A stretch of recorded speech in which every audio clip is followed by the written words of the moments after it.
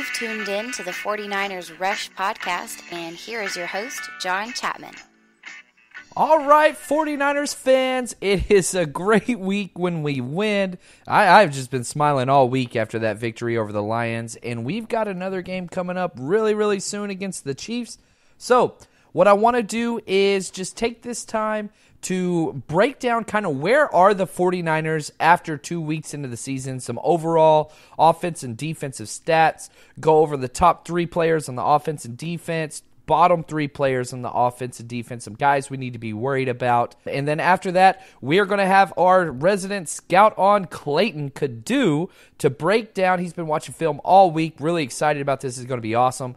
Just to get us prepared for what we need to watch for in a game Sunday against the Chiefs. So that's kind of all the stuff that we got going on. So let's jump in individually on the offensive side, and let's focus kind of on not only Pro Football Focus's top 3, but kind of the bottom 3, and if we agree or disagree, so on and so forth. So, if we look at Garrett Selleck, he is the number 1 rated offensive player, and by a very wide margin. He has an 84.5 grade. He had a pretty rough first week, but the second week was so exceptional. Not only just in blocking, he had one big missed block that cost us a drive, but then after that, he just went lights out. Receptions, obviously he got the touchdown, so on and so forth. Matt Breida, who I would have assumed would have been our number 1 player, the NFL's leading rusher, Matt Breida, undrafted free agent out of Georgia Southern. What is up? Breida the Cheetah is what they're starting to call him, which it pisses Tyreek Hill off, so I got to start saying it now. He has a 79.2 grade and is just balling out. And real quick, I want to go kind of out of order because the lowest rated player according to Pro Football Focus in our entire offense is Alfred Morris. He's played well, but turnovers and pass protection have not been his best friends. He's had some issues there, so take that for what you will. I've been very adamant that Matt Breida needs to be getting a commanding lead on touches over Alfred Morris, but it hasn't happened. So anyway, that's what it is. And the number 3 player is Kyle Juszczyk, 77.1. He has just been lights out. It's weird. His stats will never be really anything special to look at, but he converts first downs or third downs into first downs. That's just kind of what he does. Makes everybody better around him. Our number 1 rated offensive lineman is Mike McGlinchey, the rookie. Man, jumping out early and edging out Joe Staley barely. Jimmy Garoppolo, he is our 10th rated player. He would have been much higher, but last week was a very rough grade for him. My understanding through 2 touchdowns and no interceptions. Some people called me out on YouTube and Twitter saying, how can I say he played bad? He was the PFF's number 25 overall quarterback last week. Lots of poor reads. Those sacks were on him, not other people. A few overthrows. Yeah, he had a bad game. I love Jimmy Garoppolo more than anybody else out there as far as 49er fans go, but you cannot allow your fandom to interpret how players play.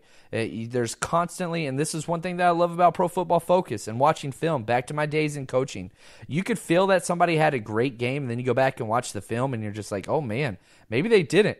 And usually the opposite is just as true. You think somebody has a great game, you go back and watch the film, and you're like, man, actually there was a lot of misplays there. So just keep that in mind with Jimmy Garoppolo. He's a work in progress. He has only started, what's he at now? I think 9 games as a pro. That's it. So, we just got to chill out a little bit. He's going to be okay. Now, let's focus a little bit more on the negative side, the bottom tier guys. Alfred Morris, as I said, he has a 50 grade overall. Joshua Garnett, 52.7. He hasn't played too much. But Weston Richburg, he's had 1 great game and then 1 below average game, and that's kind of where it brought it down to. He got credited with a few of those sacks that Jimmy Garoppolo took, which I don't think were correctly placed, but that's what it is. And then Gary Gilliam and Trent Taylor. So that's the offensive side and where we are at. And let's jump over now to the defensive summary and see who our top players and our bottom players are. Again, this is all according to Pro Football Focus. Number one should be no surprise. My candidate, runner-up candidate for Defensive Player of the Year right now, DeForest Buckner, has a 79.4, and he is just all over the place. 4 sacks, 1 QB hit, 4 hurries, 9 total pressures. I mean, the guy is just... he's all over the place. DeForest Buckner. Number 2, Richard Sherman, and then Kwan Williams. And there is a huge drop-off after those 3. Kwan Williams, if you take away that one play that Golden Tate had against him, then I think that he would even be ahead of Richard Sherman. They're close. Richard Sherman has a 76.7, and Kwan Williams a 76.0. So now let's go to the opposite side. I don't think there's going to be a whole lot of surprises here with what we see. The sad thing is this, guys. Brock Coyle, he's no longer with us. He's on IR already, 27.7. Then we get Adrian Colbert, 41.2, and Akilo Witherspoon. Now, what scares me the most about Akilo is he was a top 5 guy after week 1. He was top 5. And he had such a bad game that he has just dropped all the way to the bottom. I really hope that he gets healthy. Now, there's a lot going on, and this will bring us into our injuries updates with what's going on with week 3. So, right off the bat, defensively, Akilo Witherspoon, he's got an ankle and a hip issue. He had back-to-back limited practices. My assumption is he will be playing. Now, Jaquiski Tart, who's back there, that shoulder injury has not practiced. And usually what you want to do is you want to see what happens on Friday. So, if it's a Sunday game, and they do not get one practice in all the way up through Friday, usually they do not play. That's just kind of standard operating procedure in the NFL. They have to get at least a limited practice in. It doesn't have to be that way, but that's just usually the way that it is. So Joe Staley, he just got a veteran day off. Richard Sherman has a heel issue. Now, here's what's interesting, and it's been tweeted out by a lot of different people. The NFL does have an Achilles designation. The 49ers did not use that. They used a heel designation. He did not practice Thursday. So this is something to pay attention to. If there's any week that we need Richard Sherman, it is this week. We are playing against the number 1 offense in the entire NFL, the Kansas City Chiefs, and they are a passing attack. We need him. But it is great news that it's a heel. Hopefully he's okay and it's not a kind of aggravation of that Achilles. That would be total bad news, but we'll take that for what it is. Mike Pearson, limited participant on Wednesday and Thursday. He's going to play. Again, one of the freaking heroes of week 2. That guy's just tough as can be. And Marquise Goodwin, back-to-back limited practices with his quadricep bruise. Hopefully he gets a full practice in on Friday. And Garnett has not practiced at all. So that's kind of where we are with that. Before I get into our overall team snaps, I want to take a chance just to thank our sponsor, MyBookie. If you are a betting person, I am. I like to play around on there quite a bit. Not with big money myself. I just kind of do it for the fun. Gives me a little bit of a rush, but it's what it is. One of my favorite mobile sites and easiest to use. Very easy to get your money in, and more importantly, very easy to get your money out. If you win, MyBookie, they pay. Very simple. You don't have to worry about if the site's legit or not. Just look up MyBookie, MyBookie. And again, we got a promo code. So whatever you deposit to start your account, they will match dollar for dollar. Just use our promo code RUSH100. That is RUSH 100, 100, no spaces. Enter that in. They match you dollar for dollar. So head on in. Go over there, you play, you win, you get paid. Seems pretty simple. I wish more sites were as easy to use as this. Now, let's jump over and let's look at kind of our season totals with where we rank up against the National Football League and all these things. So real quick, right off the bat, let's look at our offensive stats and what that looks like. So we've scored 46 points through 2 weeks. which ranks us 17 in the NFL. We're right smack dab in the middle. Again, kind of the general rule of thumb is you want to get past that 28-point threshold to guarantee yourself a win. That's usually what your aiming point is. We didn't get near to that week 1. We did week 2. We got 30 and we got the win. That's what you're going for there. So hopefully that will pick up. We have 673 yards on total offense. Man, that's 21st in the league. We are down. That's going to jump up after this week because this is going to be one of those high-scoring games where there's probably 30-plus points on both sides. It's just going to be one of those games. We have 4 turnovers that we have lost. That puts us as 20th. And, man, one of the interesting things, we rank 26th in the entire NFL in passing yards. Usually Kyle Shanahan offenses are much higher than that, but that's kind of where we stand, and we are the 3rd highest rush offense in the entire NFL. Again, I talked about Matt Breida and how he is leading the entire NFL in rushing. I feel like if I say it enough, Kyle Shanahan will hear me and play Breida a little bit more. That kid is special. Who would have guessed that we would lose our prize free agent in Jerick McKinnon? I wish we still had him, and still be this productive in the rushing game. Again, 5.3 yards per attempt. That is tradition of Kyle Shanahan. He was always at the top of that list. It's just kind of who he is.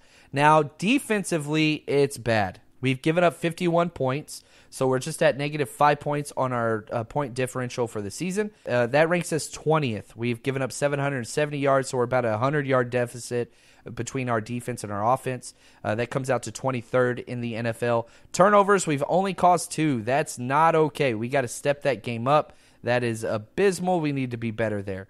Now, having said those things, as far as passing yards, we have given up, allowed 556, 5 touchdown passes, and rush yards, 214 rush yards we have allowed, which is 19th in the NFL. That's okay. It's not great, but whenever you are a top 5 rushing offense and you are able to be kind of in the middle of the pack as far as what you allow, that's going to help you out tremendously. So just a quick snapshot of what we got going on there with our team. And what we're going to do now, we are going to take a break, and we're going to jump back on with a recorded interview with Clayton, our scout. Here we go. Let's jump over there now. All right, we have our resident scout, Clayton Cadu, is with us again this week, and it's got to be a fun one. We have the Kansas City Chiefs, who are just absolutely playing out of their minds to start off this season. 2-0, obviously, and, man, their quarterback, Patrick Mahomes, most touchdowns ever in the first 2 games of the season. He has 10 touchdowns in 2 games. That is just bananas. So we are going to go through. They defeated the Pittsburgh Steelers 42-37, and really the game was more out of hand than the score would tell you. I went through and watched it for a second time today. They are insane. So, real quick, let's start off with some good news. Tell me that they have some key injuries and somebody is out for this team, Clayton.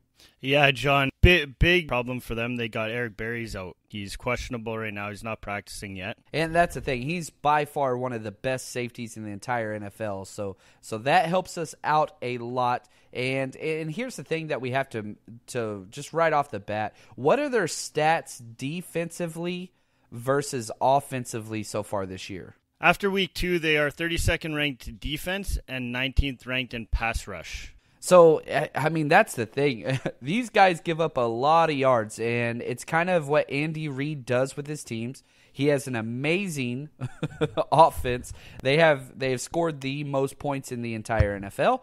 But again, 32nd. So it's basically like a Madden game whenever you watch these guys play because they score so many points, but they also give up a lot of points as well, which is really, really interesting. So let's focus on their defense. So our offense, Jimmy G versus these guys. This is by far the most favorable matchup. Go ahead and walk us through. Man, just give us kind of their strengths and a couple stats to help us get familiar with not only how bad this team is, but where we can be successful. Well, one of the biggest strengths on their team is their run defense right now. They've only given up 156 yards rushing in the last 2 games. Wow, and that's combined, right?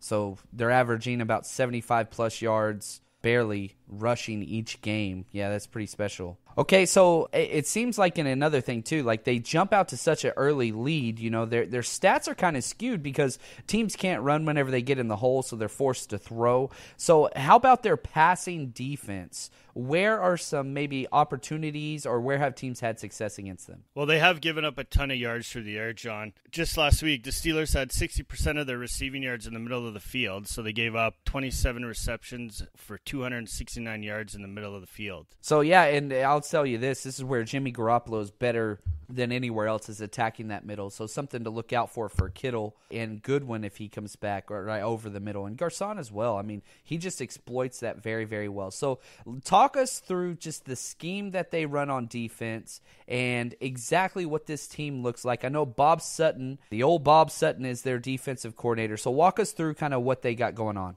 Yeah, I found this quite interesting, actually, when I was watching film and stuff like that. I noticed that they run diamond and nickel more often than the base 3-4. The defense will line up in odd fronts that will allow the linebackers and defensive backs to do different things. For example, they might throw a 1-4-6 alignment with a down lineman, four linebackers, and a dime defense, which linebackers and safeties may or may not blitz in. Or a base 2-4-5 where the defensive backs just control the field in nickel coverage.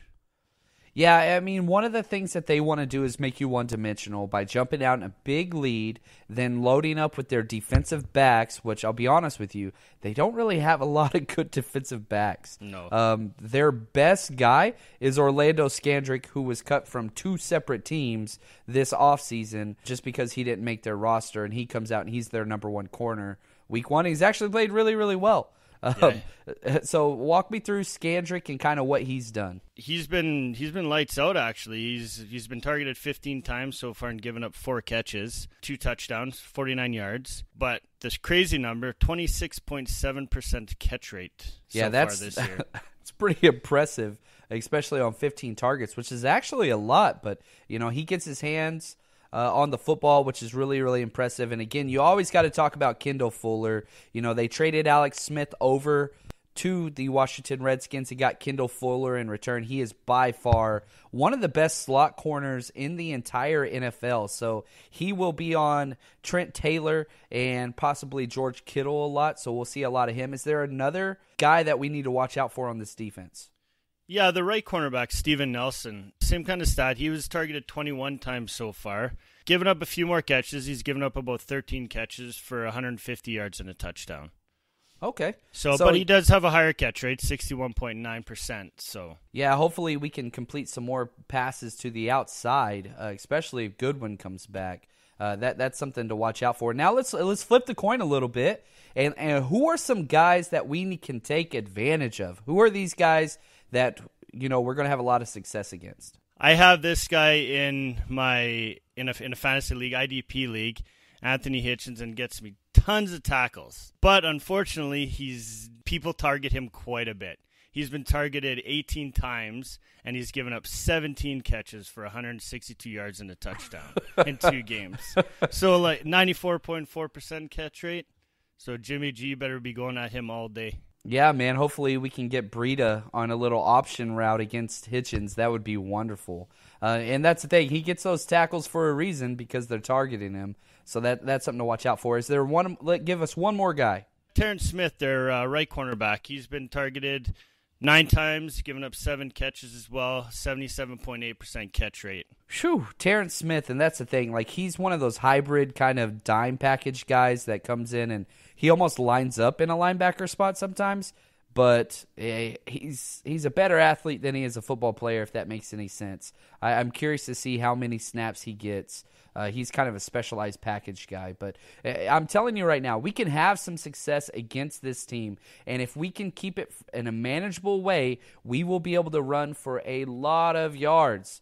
The issue is, at least in the first 2 games for the Chiefs, they've jumped out to such big leads right off the bat that teams have just abandoned the running game. So one of the keys to victory this week, and it's going to be a tough game, all in all, is not abandoning the running game. Our offense thrives off that play-action fake, and if we become one-dimensional, we lose that characteristic. So we need to keep the game close in the first half, and if we do so, man, I think we got a great shot at winning this game. So Clayton, let's jump over.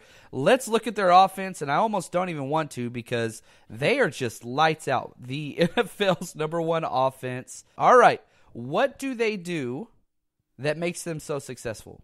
Well, they're with Mahomes. He likes to, like I said, he likes to throw down the middle of the field. Looking at some stats, almost half of his attempts have been in the middle of the field. Like 47% of his throws have been in the middle of the field. Oh, wow. Yeah, it just seems like if you don't know much about Mahomes, I was not very high on him coming out of the draft. He is the rawest quarterback I have ever scouted. Footwork is about as bad as it could possibly be. Arm mechanics all over the place. Poor decision making. However, he's got a cannon. He has, if not one of the top 3 strongest arms in the entire NFL right now. The dude can just chunk it. Major league pitcher, all those things. And I always said, like, he's got about 4 teams he can go to be successful, or he'll be out of the league in 4 years. And sure enough, Andy Reid saw what he wanted, and it's almost a perfect pairing. Andy Reid is an amazing quarterback's coach and creates and plays to the strengths of the quarterback. And so I'm happy for the kid. He's a good kid, Patrick Mahomes. I'm glad to see him have success. But hopefully this week, that's not going to happen. So weaknesses, do they have any weaknesses at all, or are they just lights out everywhere? No, actually, Kareem Hunt's been struggling. The run game, I find, is one of their biggest weaknesses. Yeah, that's interesting. Now, I do know they threw a couple outlet passes kind of to Kareem Hunt, and he got a touchdown on basically a flare route outside, but they are turning into just an all-out air raid kind of 7-on-7 offense where they don't really run the ball very much. All right, Clayton, you're the defensive coordinator for the 49ers. Who are the 2 players, go back-to-back here, that we got to stop in order to win this game? Well, last week he finally stepped up. Travis Kelce, he had a couple touchdowns last week. And as a coordinator, I would be looking at where he's lining up. 51% of his snaps, he's in line, and he plays 28% out of the slot. And, of course, Tyreek the Freak. He's had 12 catches, 14 yards, 259 yards, and 3 touchdowns. And he plays 56% of his snaps on the outside of the field and 30% in the slot. Again, just creative matchups to where they can get him isolated. And I'll tell you this, I wish we could just have Richard Sherman follow, but that's just not what he does. If Ahkello Witherspoon's still injured and not 100%, we're going to have Jimmy Ward out there, and that's going to be rough. There is no wide receiver in the NFL like Tyreek Hill. He is very unique.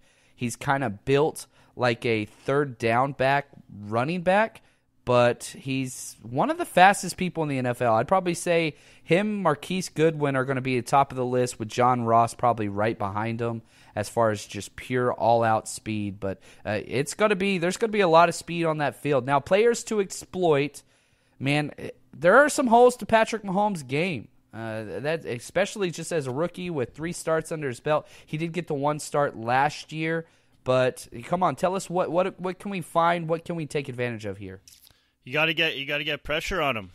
If you get that pressure on him, he's only completing 50% of his passes. So, I mean, and that's the thing. If we allow him to sit back there and just relax, we're screwed. That's just what it's going to be. We're going to need to blitz, and we're going to need to gamble and have some one-on-one matchups that are going to be successful. One of my keys to this victory is Adrian Colbert, our free safety, who has played not well the past 2 weeks. He needs to have an all-out game and be around the ball. We're poor tackling secondary outside of Richard Sherman. That's just the truth. So we've got to make the plays before they catch the ball. Otherwise, we're going to have huge yards after catch. And again, Clayton, just real quick before we jump off here, can you walk me through, man, how, in your eyes, how do the 49ers win this game? Because it's a tough one. You just got to get that pressure on Mahomes.